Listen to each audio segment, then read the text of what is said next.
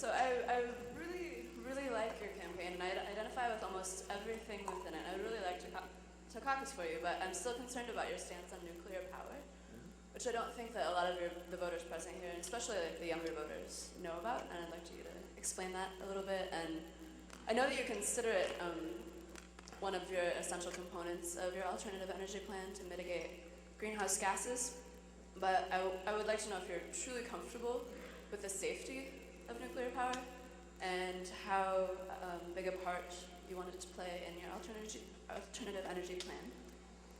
And I wonder if you being a senator from Illinois, where there's a heavy nuclear presence, has influenced your decision.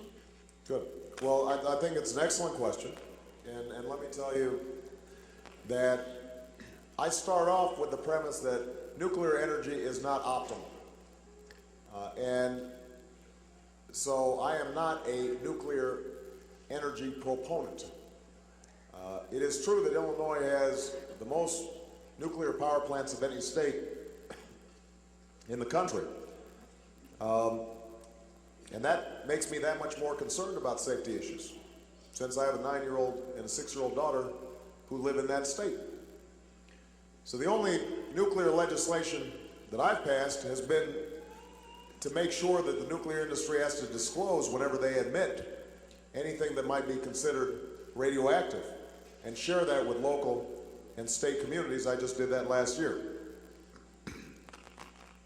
So my general view is that until we can make certain that nuclear power plants are safe, that they have solved the storage problem, because I'm opposed to Yucca Mountain and just dumping storage in one state in Nevada, particularly since there's potentially a earthquake fault line there.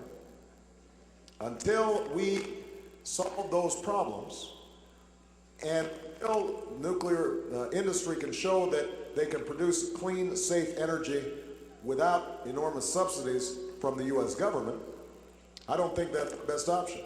I am much more interested in solar and wind and biodiesel and strategies of alternative fuels that not only can create clean energy, but will also create jobs in rural communities and areas that have been hard hit throughout Iowa and throughout southern Illinois. What I have said is this, though. There is no perfect energy source. Everything has some problems right now. We haven't found it yet.